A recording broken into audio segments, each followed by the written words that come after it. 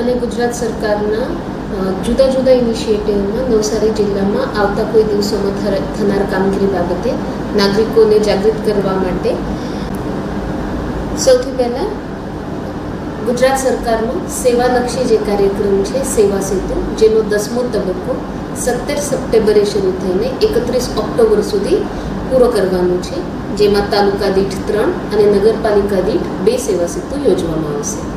સેવા સેતુમાં સ્થળ પર જ્યાં ઓર્ગેનાઇઝ કરેલો હોય ત્યાં જ્યારે નાગરિકો આવે એમને સેવા સુવિધા જે તે ડિપાર્ટમેન્ટ દ્વારા સ્થળ પર જ એમની અરજીઓનો નિકાલ કરવામાં આવે છે.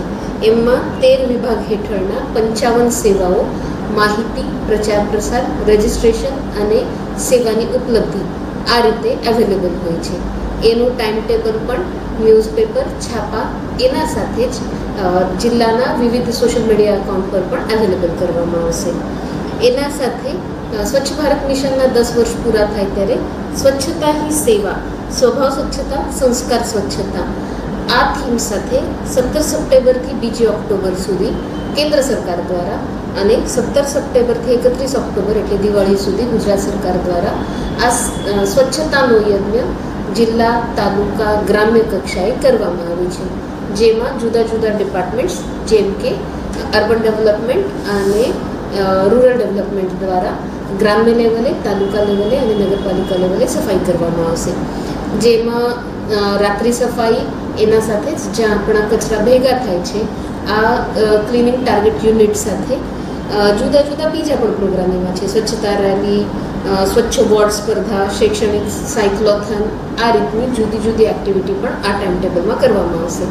આનો મૂળ ઉદ્દેશ આપણા સ્વભાવમાં સ્વચ્છતા લાવવું, એના સાથે જ એના પછી જે સ્વચ્છ સર્વેક્ષણ થવાનું છે એની તૈયારી રૂપ પણ આને જોવામાં આવશે. નાગરિકોને વિનંતી છે કે જનભાગીદારીથી આ બધા પ્રોગ્રામમાં આપ લોકોએ સંમિલિત થવું. એના સાથે જ આપ લોકોને ક્યારે આ બાબતે કોઈ શંકા હોય તો નજીકની અમારી કચેરી અથવા તો સોશિયલ મીડિયા હેન્ડલ્સ થકી આપ અમારી સાથે પહોંચી શકો છો. છેલ્લો એક કાર્યક્રમ, આ 2 કાર્યક્રમના વચ્ચે પણ આપણે આ વરસાદથી જે શરૂ કર્યો છે એ આપણા માનનીય વડાપ્રધાનશ્રીએ શરૂ કરેલો એક પેડ માં કે નામમાં ગ્રામ્ય કક્ષાના વન મહોત્સવ કરવામાં આવે છે. તો જિલ્લા વહીવટીતંત્ર બધા નાગરિકોને નવસારીમાં વિનંતી કરે છે અને આવાહન કરે છે કે આ બધા પ્રોગ્રામ યશસ્વી બનાવવા માટે આ બધાની જનભાગીદારી અમે લોકો ઈચ્છીએ છીએ. ધન્યવાદ.